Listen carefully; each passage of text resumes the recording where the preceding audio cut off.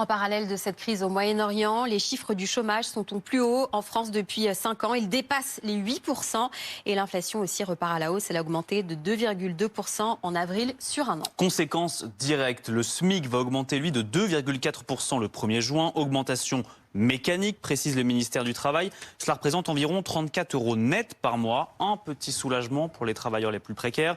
Mais qui inquiète les entreprises? Reportage à Lyon, Vincent Chevalier.